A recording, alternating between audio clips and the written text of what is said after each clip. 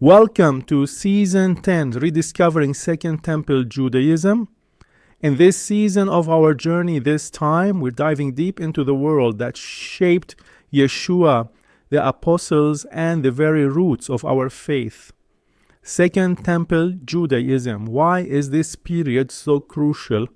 Because between exile and empire, temple and text, sects and scriptures, this era holds the keys to understanding the Gospels, the Dead Sea Scrolls, and the birth of Christianity.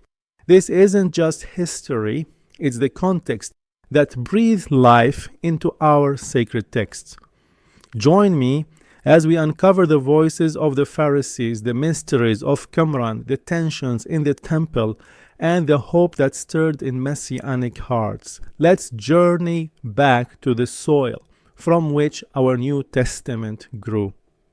My deepest prayer is that my efforts will enrich your understanding and deepen your faith. So we're going to start with the first layer of the theology of the Dead Sea Scrolls, which is called the Targum, And I want to tell you, the Targum is literally the Aramaic translation of the Hebrew scripture. You have to understand that the Hebrew scripture is foundational, it's primary, all right? It's the essence.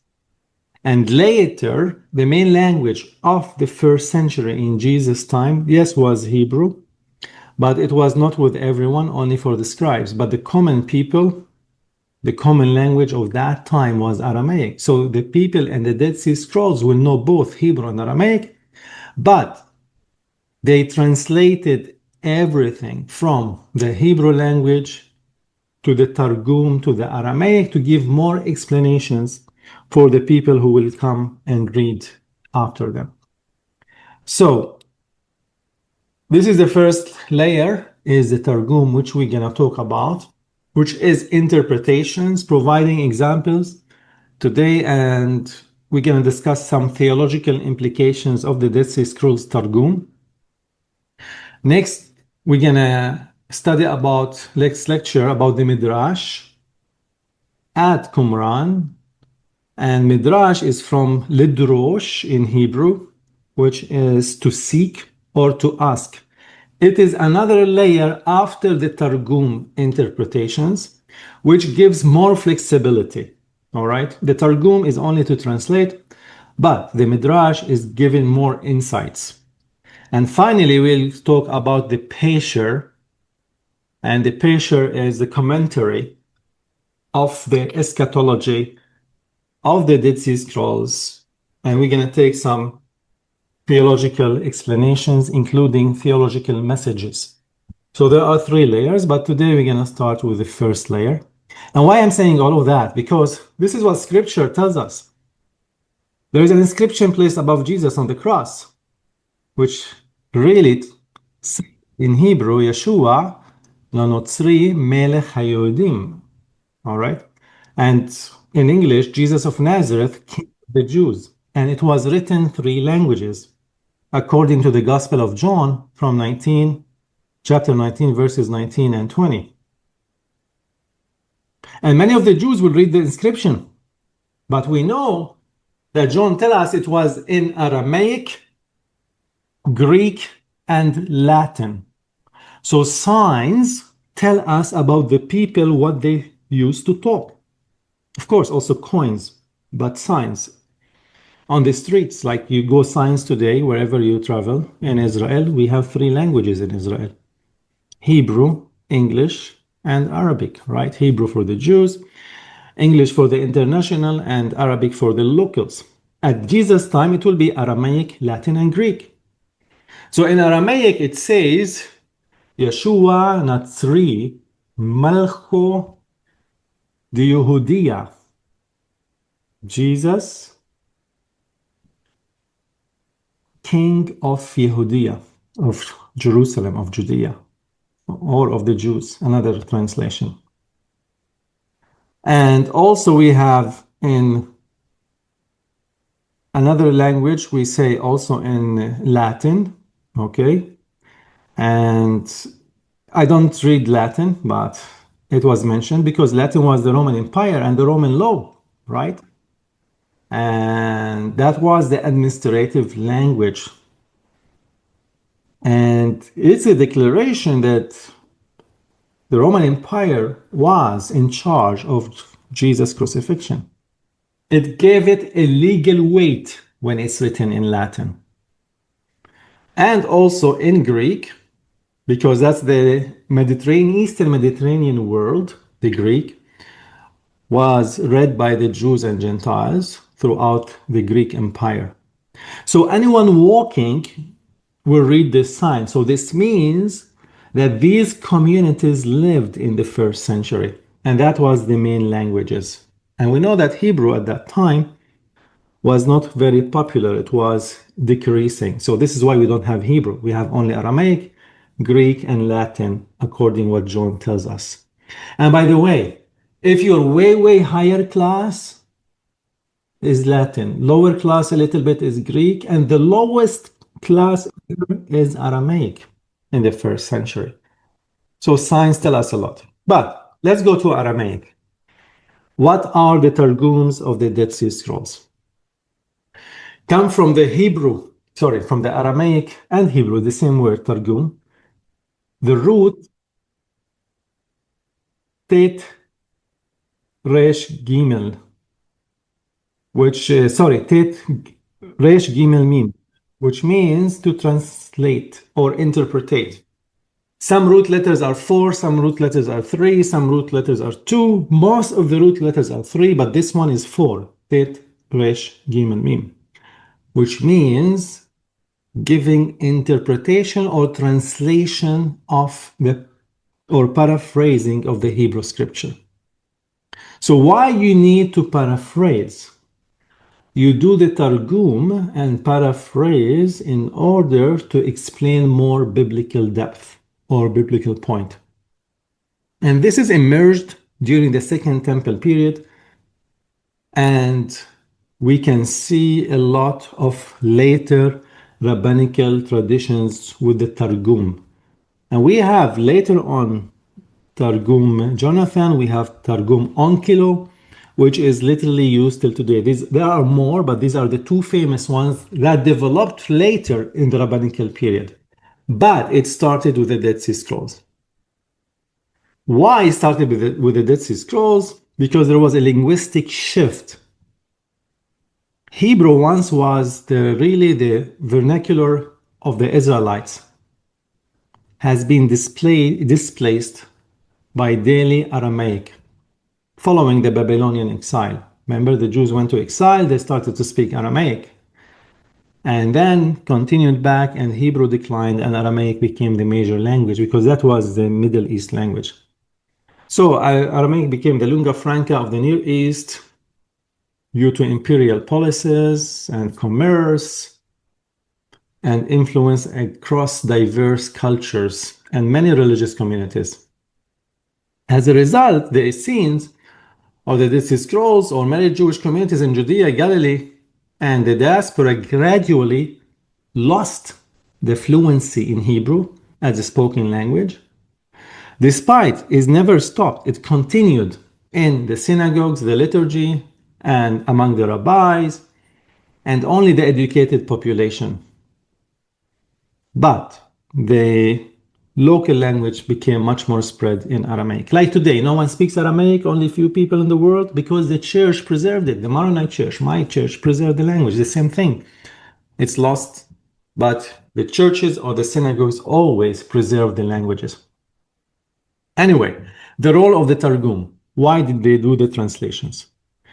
It served an important purpose, not only to translate, but also to explain or paraphrase or provide theological insights or even cultural commentary.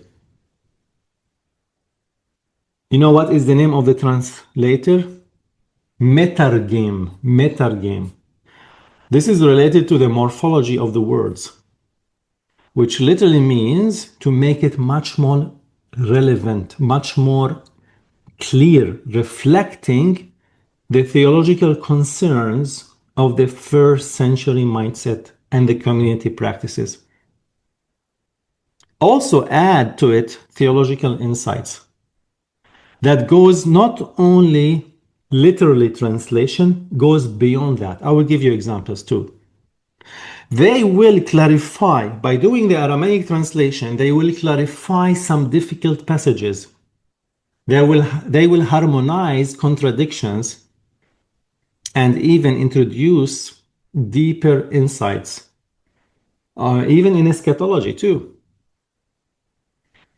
Now, not only linguistic translations, but theological and cultural adaptivity to that period of history.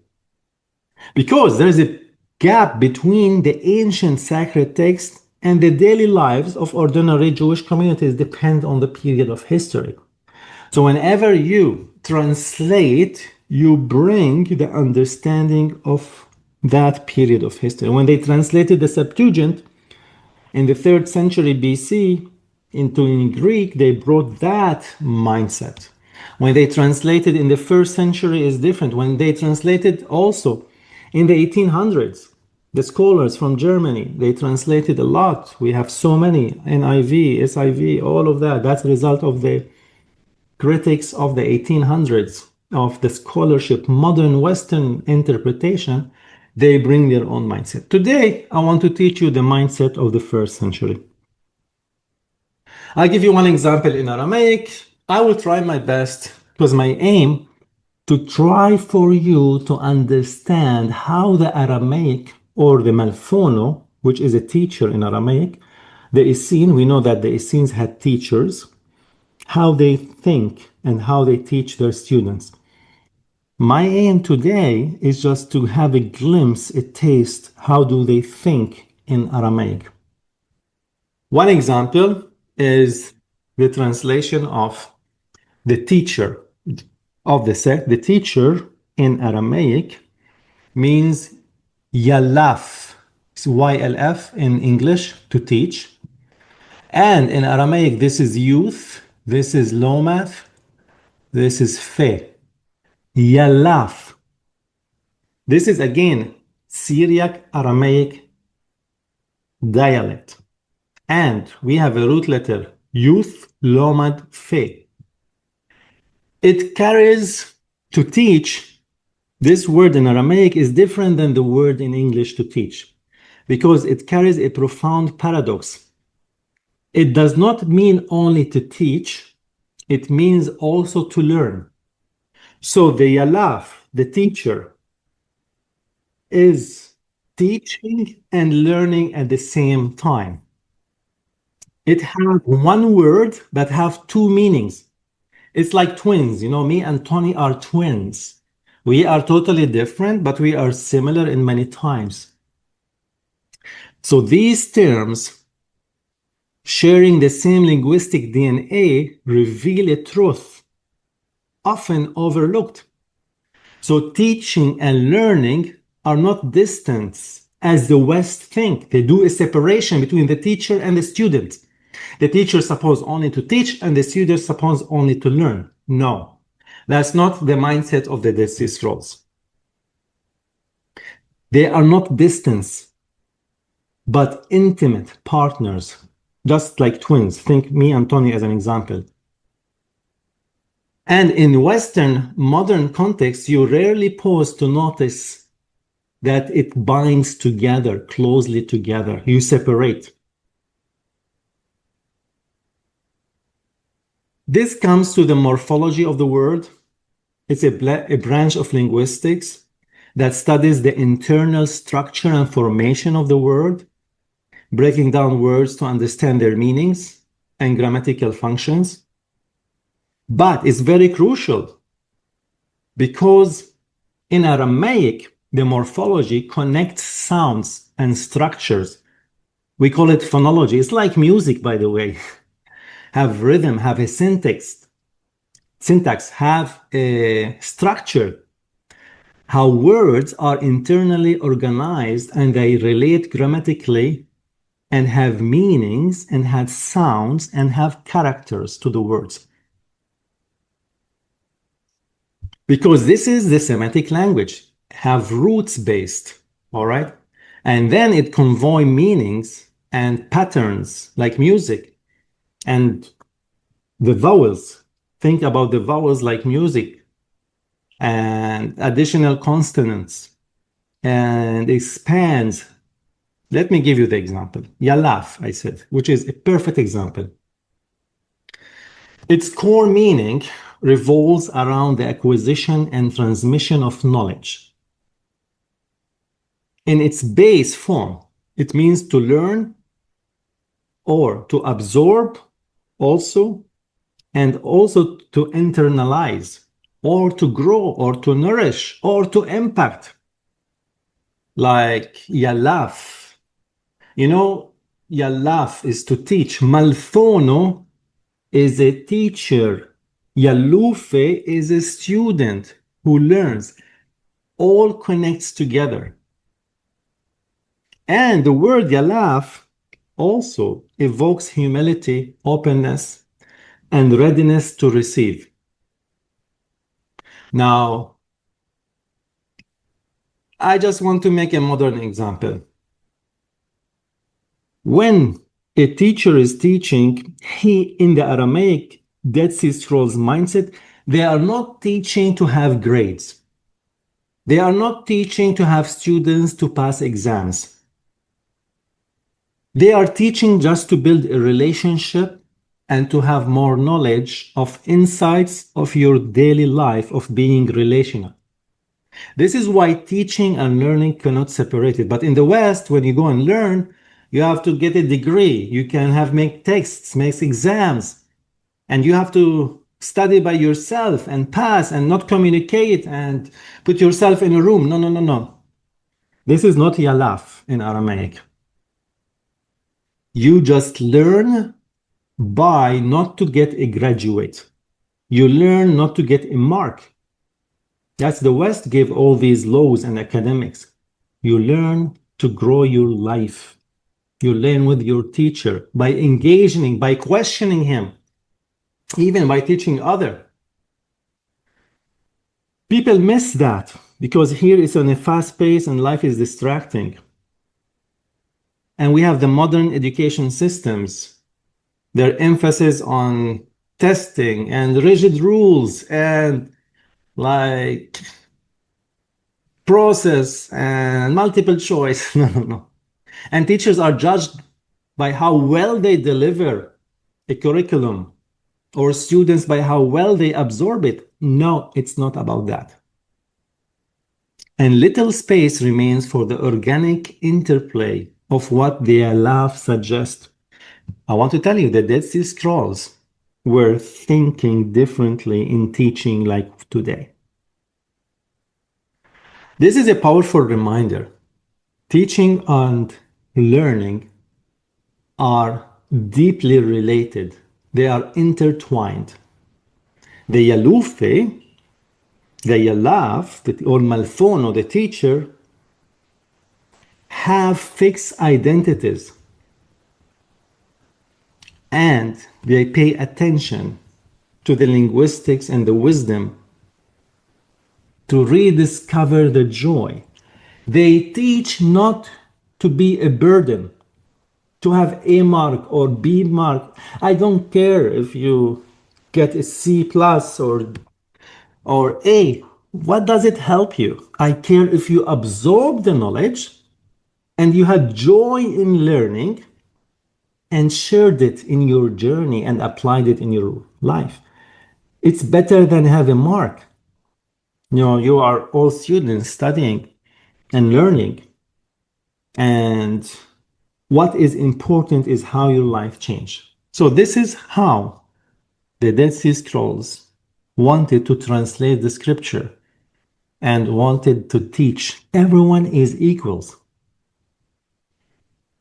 And the Aramaic translation, the Targum, is very important. So I want you to take this mindset when I am teaching and sharing part of the scripture, the scrolls. And this is what we call the Targum, the translation and understanding and clarification to learn together. And these translations were important because they wanted people to understand the Torah. And they wanted to understand the Hebrew scripture for communities that spoke Aramaic. And these translations were vital for preserving the original meanings and the Hebrew words of the Old Testament. What I'm talking is the Old Testament. Now in Palestine, when the Jewish readers read the Hebrew Bible to the people, not everyone understood it.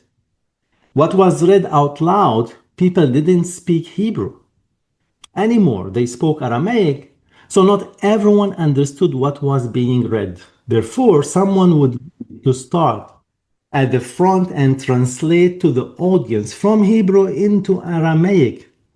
And at some point, these translations that were made were written. And today we have found manuscripts called the Targums in Qumran, translating the Hebrew scripture. And this is a lot of discovered. We have discovered the Targum of Leviticus. We have discovered the Targum of Job. And we have the Targums like a lot of books. And they gave the Targums for people to understand deeper the Torah according to that culture.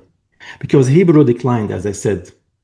And Targums became vital for understanding the sacred text, allowing the faith to remain accessible and relevant to the community. Now, this is the practice of reading the Hebrew text loud, first in Hebrew, and then followed by Aramaic explanation. So this is an important method of instructions that kept the essence of the scripture alive. And you know, Jesus, when he was in the synagogue, he opened the Torah scrolls and he read in Hebrew. And then he sat down and started to explain in Aramaic, the language of the people. This is what we find in Luke chapter 4. All right? So this is a very similar first century mindset because we are talking at the same period of history. So the Targum interpretations provide a glimpse into how biblical texts were understood in the ancient world. And these interpretations were often adjusted and gave explanations and maintained reverence from the original Hebrew. So they tried to adjust the Hebrew to make it more sense to the daily life of the people. What I can say, they gave contemporary applications of that time of history. And not only to translate, of course, it's also to give a little bit of interpretation or to clarify or to add or to enhance. Now I just want to tell you, the Hebrew scripture, the Hebrew text is like a diamond. It's like multi-faceted. It's multi-layers and have many sides and reflects, like in a diamond, it reflects all the light in different ways. So there are multiple Targums, multiple Aramaic interpretation, not only one or two we found. The same scroll, we have different interpretations and different insights because they wanted to include all the possible meanings in translation. In the West, people ask me, what is the meaning of this verse? I want to know one word, one meaning. No. It can't give you. There's not only one because it's so deep. Don't be like Romans or Greeks. This should mean like this because it's much more easy for me. No. There are different interpretations and different layers. It goes deeper. There's not only one correct interpretation like the West want to learn of scripture. And there's no room for others. All right? That was not the way of thinking. And modern time, this is what they want. Modern thinking, they want to be right or correct. And this is the correct thing. And that is false and that's wrong. But there are many correct answers, not only one, in the Targum, in a Jewish mindset. That's the Jewish approach. Because the scriptures is like a diamond, remember, have many sides. So what is the Targum in general? It gives us the faithful translation of the Hebrew. Sometimes from word to word, but also it is interwoven into sentences and different like texts, which we're gonna have some examples. But they try to keep the original Hebrew unchanged, and they just stuck to the primary because it was very important and they gave interpretations. Now let me read for you from the scripture, and this is from Nehemiah in Hebrew. Het. You see here alphabets in Hebrew in the Dead Sea Scrolls, like, and later we don't have numbers like today. Today we useIndi numbers, modern numbers. But Het, every Hebrew letter have a number, geometrica. And Het is 8. So this is mentioned in Nehemiah 8:8. And it says, ויקרא בספר בתורה האלוהים מפרש ושום שקל ויבנו במקרה. Let me translate to the English, but anyway. So they read from the book, from the law. This is the first English weak translation. It doesn't say law. It says here Torah. The law is a negative because, and the Torah is always life and positive. ויקרא בספר בתורה האלוהים. They read from the book of Torah of God with interpretations. Mefaresh. This is very important. Mefaresh. From the original root letter parash, which literally means to explain or to clarify. So it says they read it with interpretations or translation. All right? Shum veshum shakal. They gave the sense. They tried, there's no English word literally explain. They gave the sense is the best, but they gave understanding. Or literally, shakal, vesham means literally, they gave insights. All right? They granted wisdom, or if you can say, intelligence, if I want to go word by word. Or to set discernment. So we have this very ancient practice. We see it in the book of Nehemiah. So that the people understand the reading. For example, in the time of Nehemiah, this kind of approach to the scripture was done very important to the people because they translated from the Hebrew to the Aramaic. Because when people gather together, they read from the book, from the Torah, right? From the law. And they try to give sense or insights for people to understand the reading, so they translate it to Aramaic. So when they say they gave it sense, they gave translation. All right? So this is why the Aramaic, this is what we call the Targum. This is why it's important.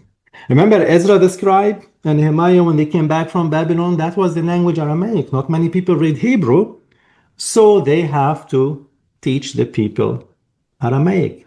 Sorry, teach the people from the Hebrew to the Aramaic, because the Torah was in Hebrew. And they are giving the sense, the interpretations to reach the people mindset. So they are making a Targum. So they are making an interpretation of the Torah. So we don't see, like, also when you give interpretations of the scriptures, it is not a sermon, all right? You're limited, all right, to the Hebrew text in which you must reflect. The next lecture, what I'm going to share about the Midrash from the Rash is you can give more in depth. But here you're limited. There's one layer. And the one who is giving the translation, verse by verse, they are limited. All right? Despite we said it's multivalent, multivalent, and the text is deep, they can give one or two different interpretations, but they can't go deeper than that. That's the first layer. Now, I'm going to give you some from the Dead Sea Scrolls. All right.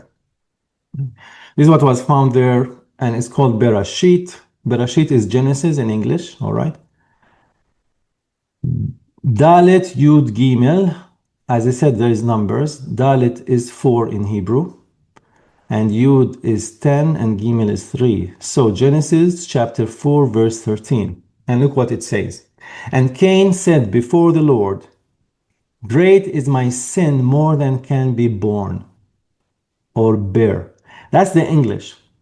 But when we read it from the Hebrew, it says, Ve'amar Cain al Adonai gadol oni menasa. Nasa is not bear, all right? Nasa, the Targumist, tried to translate that to make it much more clear, and he translated to be forgiven. Look what it says, the Targum. My apostasy is too great for you to endure, but you have the power to forgive it. So there is hope here. You see, the Targumists try to give hope for Cain. And by the way, Cain is from the Semitic root, Kuf Nun He, which literally means to possess or to acquire. But the word here, Nasa, in Hebrew, can have two different layers or more, but the first layer and the second layer.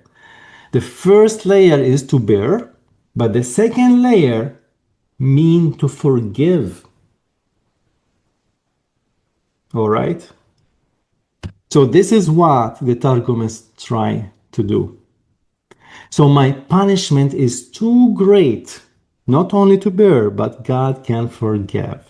And this is a Christology. Jesus is there if you want to put. And Jesus forgive the sins because he died for everyone. Anyway, so that's the Targum level of interpretation. I give you another example in Exodus 3:1.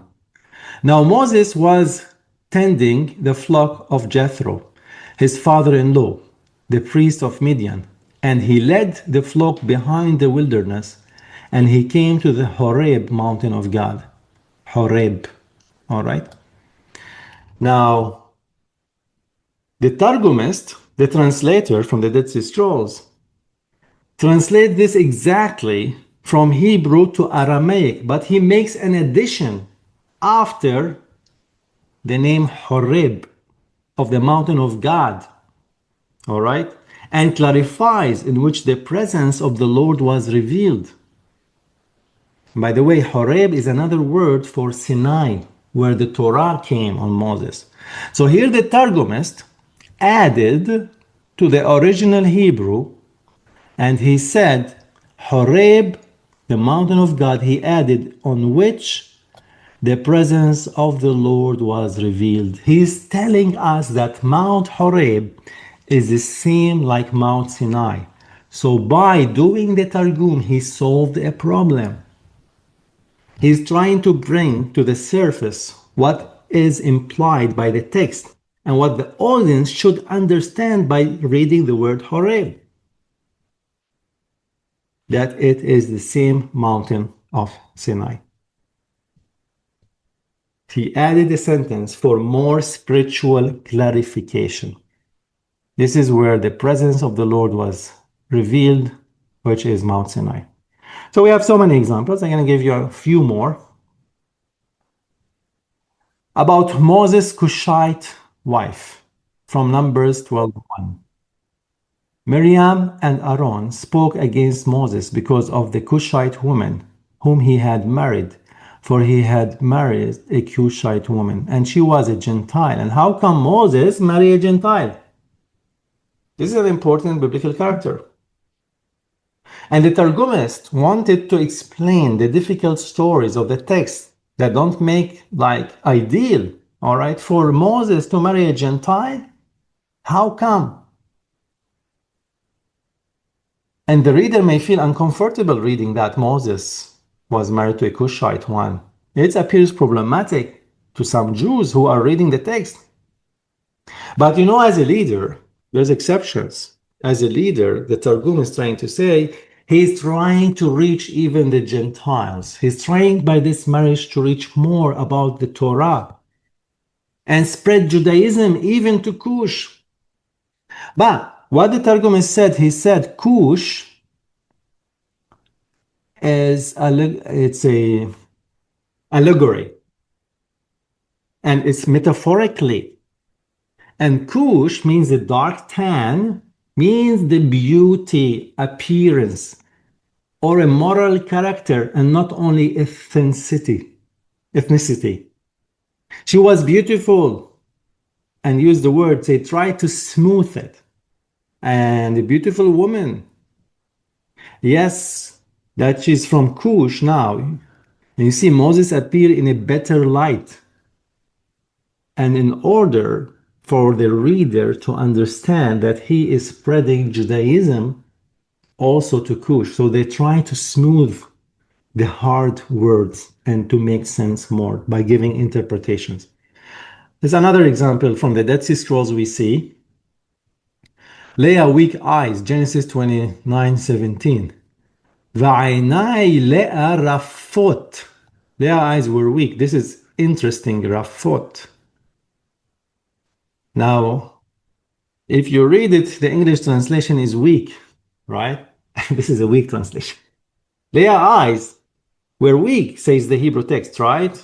And it's a bit unclear what exactly was wrong with Leah's eyes. What does it mean by weak? Some people say she was cross-eyed. They had problem with her eyesight, was weak. And maybe something visible, something that made Leah not extremely attractive to Jacob in comparison to Rachel. But here is the Targumist solving the problem. By saying rach in the original Hebrew means soft, tender, delicate, and gentle. This is one way of interpretation into the Targum. She had tender eyes. And her eyes were beautiful and compassionate. Emotional depth, it's added to it. And there's another Targum, another layer saying, because she cries a lot, the tears of prayers, it means tear-filled eyes linked to weeping. In Aramaic, we say dim'a, like Hebrew, all right? From the dma'ot, from sharing so much tears of prayers.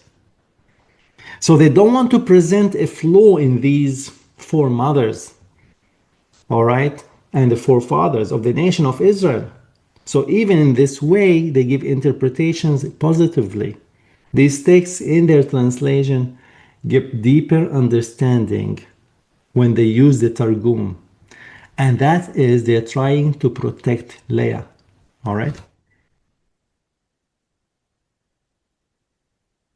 I'll give you another one. Exodus 7:5.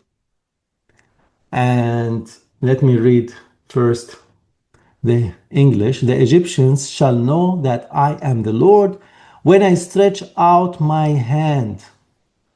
What does it mean when I stretch out my hand? Et yadai al Mitzrayim. Yadai, et yadai. What does it mean, my hands? All right. This is also have a deeper meaning. Against Egypt and bring out the people Israel from among them. You know, when I say you are my right hand, all right? Or it doesn't mean physically you are using my hand or you are standing by my right hand. Jesus is at the right hand of the Father. It doesn't mean physically he is at the right hand of the Father. Not only that, it means you can depend on him. It's very metaphorical. This is like the right hand says the power of judgment or authority. When Jesus is the right hand of the Father, means Jesus have the complete authority.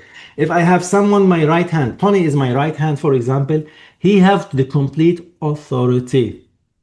So this is what the Targumic is trying to tell us. When I stretch out my hand, that the Lord have the complete authority. Is not only the physical hand. You can't speak as God as a hand or as a human body.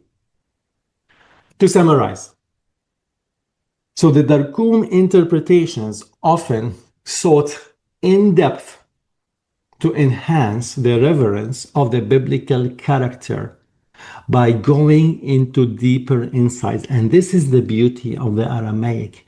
It reshapes and get deeper, spiritualizing the passages of the Torah that are very hard,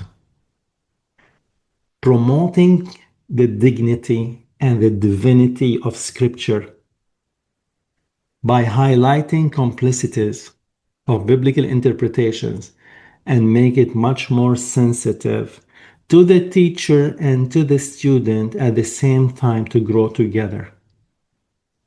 Preserving the dignity of the biblical scripture is a fundamental aspect of the translators, ensuring respectful engagement with the sacred text. So that is the Targum. That is the Aramaic depth insights. We have the Peshitta Bible, which is called another Targum, and the Peshitta Bible we have today is the original translation of the Hebrew of the Old Testament, which makes us understand. It was written earlier in history by the early followers and church fathers, because it will make us understand more. Like we have sent Ephraim about the paradise. He's explaining about paradise in the Targum. It is giving us more understanding the paradise. He's describing it like a mountain. And you go up this mountain and the tree of life is in the top of the mountain. And it's very spiritual to make sense how to connect with the scripture. So that is the first layer of interpretation of the Targum. The next layer will be next week. We're going to talk about the Midrash, which is more flexibility, seeking deeper meaning of understanding the Hebrew scripture.